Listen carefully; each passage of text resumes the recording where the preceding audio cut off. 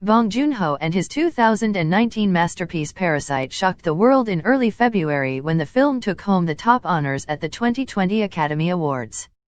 Beating out films like 1917, Ford v Ferrari, and other critically acclaimed pictures, Parasite became something of a cultural phenomenon and has exposed the world to the beauty and craft of Korean movies. Thanks to Parasite and its creator, American audiences will now become more familiarized with his earlier films as well as the films produced by other visionary Korean filmmakers. Korean cinema has had a long and storied history of producing some of the most inventive, artistic, and shockingly violent movies the world has ever seen. To make things easier for everyone looking to explore the depths of the Korean film world, we've compiled a list of 10 of the best films to come out of the East Asian nation. From tales of love and revenge to those of families coming together in the most trying of times, here is just a sampling of what Korean cinema has to offer. Bong Joon-ho and his 2019 masterpiece Parasite shocked the world in early February when the film took home the top honors at the 2020 Academy Awards. Beating out films like 1917, Ford v Ferrari, and other critically acclaimed pictures, Parasite became something of a cultural phenomenon and has exposed the world to the beauty and craft of Korean movies. Thanks to Parasite and its creator, American audiences will now become more familiarized with his earlier films as well as the films produced by other visionary Korean filmmakers. So let's start the video.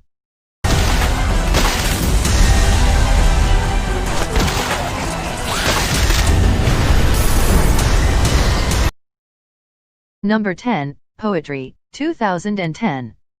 Released in 2010, Lee Chang-dong's poetry centers around an elderly woman, Yang Mi-jae, Yoon Jong-hee, who has recently taken up a poetry class after being diagnosed with Alzheimer's disease and realizing that her grandson is responsible for the brutal group sexual assault of a female student who subsequently committed suicide. Over the course of the film, Yang is forced to confront her grandson, the victim's mother, and the parents of the attackers, all while her mental state deteriorates. This movie, like much of Korean cinema, is not for the faint of heart and explores topics such as violence, corruption, losing faith in one's family, and losing your grasp on your own mental awareness. Despite all of this, Poetry is a strikingly beautiful piece of cinema and offers audiences peace, love, and tranquility through its numerous poetry scenes and as Yang makes sense of her grandson's crime and her own fleeting memory. Number 9, The Wailing, 2016. Released in 2016, N.A. Hongjin's The Wailing tells the story of a small village that has been taken over by a mysterious epidemic of rage and violence upon the arrival of a suspicious stranger. Over time, the rage and suspicion turns to something more sinister as the villagers begin to brutally murder one another. The Wailing features compelling performances from Kwak Do-won as police detective Jong-gu and Wang Young-min as Il Gwang, a shaman who has been hired to protect the village who is called in after Hwang's daughter, Ho-jin, becomes infected with the same condition.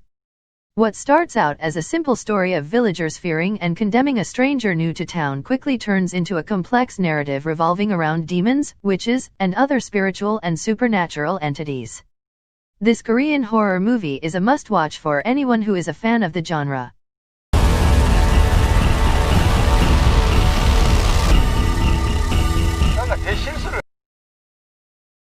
Number 8, Burning, 2018.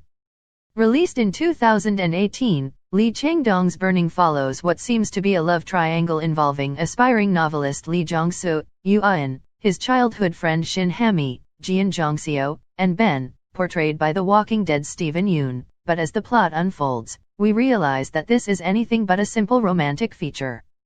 Before Ha-mi goes off for a trip to Africa, she asks Jong-soo to watch her cat, Boyle, while she is gone. Upon her return, Ha-mi is joined by the mysterious and wealthy Ben. Once Ben reveals to Jong-soo what he likes to do in his free time, the tone of the picture changes entirely. Without giving too much away, the title of the film, Burning, is shown to have more than one meaning, as we find out throughout the course of this highly praised piece of Korean cinema. Number 7, Oldboy, 2003. Released in 2003, Park Chan-wook's Oldboy is perhaps one of the most gutting movies I have ever seen. This action-packed, dramatic, and at points, disgusting movie tells the story of Oh Dae-soo, who has been imprisoned for the past 15 years for reasons unknown to him. Over the course of his imprisonment in a hotel room, Oh spends his time training, planning, and contemplating the life decisions that led him there. Old Boy goes into overdrive once Oh is released from his confinement and attempts to find the person, or persons, responsible for his capture 15 years earlier.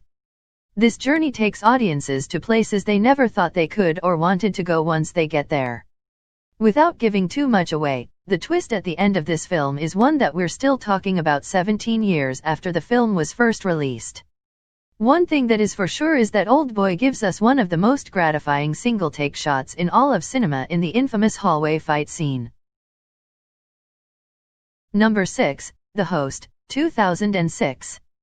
Long before Bong Joon-ho introduced the world to Parasite, Snowpiercer, and even the criminally underrated Okja, the visionary filmmaker was busy with movies like Memories of Murder, more on that later on, and the 2006 monster film The Host.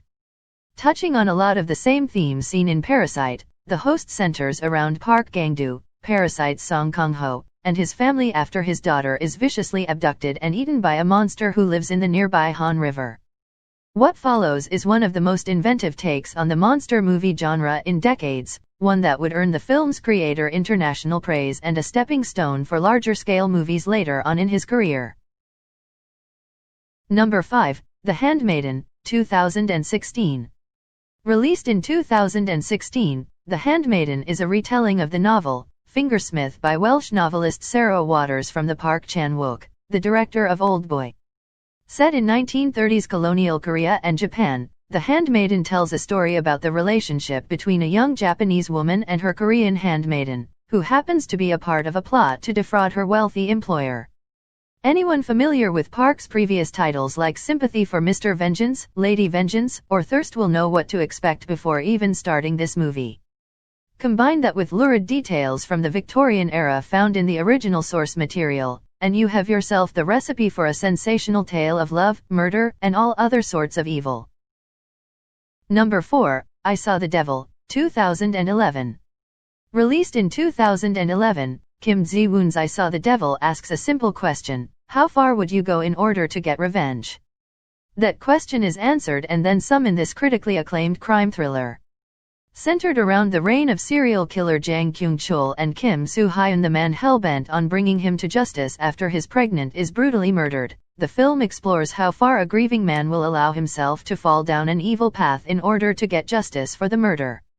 By the time this brutal and heartbreaking film comes to an end, it's hard to say whether or not the Soo-hyun is justified in his approach to justice, and even harder to tell the difference between the heroes and villains of its story.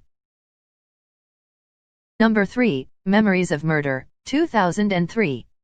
Released in 2003, Bong Joon-ho's Memories of Murder is based on the true story of the fumbling small-town police detectives who fudged the case involving South Korea's first recorded serial killer, which took place between 1986 and 1991. Starring Song Kang-ho as Park Do-man, the detective in charge of the case, and Kim Sang-kyung as Seo Tae-yoon, a detective from South Korean capital, Seoul, Memories of Murder accurately portrays the frustrating attempts at solving the historic serial killings and man behind the crimes. This was only Bong's second feature film. He released Barking Dogs Never Bite in 2000, and is a must-watch for anyone who wants to see more from the Academy Award-winning filmmaker. People who don't like unhappy endings should be aware, however, as this crime drama isn't for the faint of heart. Number 2, Train to Busan, 2016. In 2016, Yeon Sang-ho gave international audiences one of the most engaging, emotional, and terrifying zombie movies to be released in the past 20 years with Train to Busan. Taking place primarily on a bullet train headed towards the city of Busan, the film explores ideas such as the treatment of impoverished citizens, how they're viewed by society's elites, and how in one shape or form, death is coming for all us. The film also touches on the true meaning of parenthood, redemption, and finding the will to survive in the face of certain death. This emotionally complex zombie film is anchored by memorable performances by Gong Yoo as Sok-woo, a work-obsessed father trying to get his daughter, Soon, to her mother's house in Basan, and Ma Dong-seok as Sang-hwa, a tough, muscle-bound man traveling with his pregnant wife, Song Kai-young. Throughout the film, both men do whatever it takes to protect the lives of the loved ones as they learn what it means to be a father. These examples of sacrificing oneself for others lead to one of the most satisfying and heartbreaking conclusions to any zombie film to be released in a very long time. Number 1, Parasite, 2019. And then there is Parasite. What can be said about this movie that hasn't already been said? It took home the top honors at multiple awards shows in early 2020, including Best Original Screenplay, Best Director, and Best Picture at the 92nd Annual Academy Awards. This movie is that good. For Parasite, Bong Joon-ho took elements and ideas nearly every one of his previous movies, including the close-knit bond of the economically depressed Kim family and how their closeness and lack of prosperity juxtaposes against the well-off but distant Park family who they come to serve. We won't go into great detail about the intricacies of the film's plot, but we will say go see this movie. You might think that the film is overhyped, but this is one of those rare instances where a film exceeds all expectations. Once you've seen the film for yourself, make sure to check out our explanation of the film's mind-boggling ending. There you have it. 10 of the best Korean movies. We can't recommend any of these enough, so do yourself a favor and add each of them to your watch list. And don't worry, you'll get used to the subtitles in no time at all. Thanks for watching this video.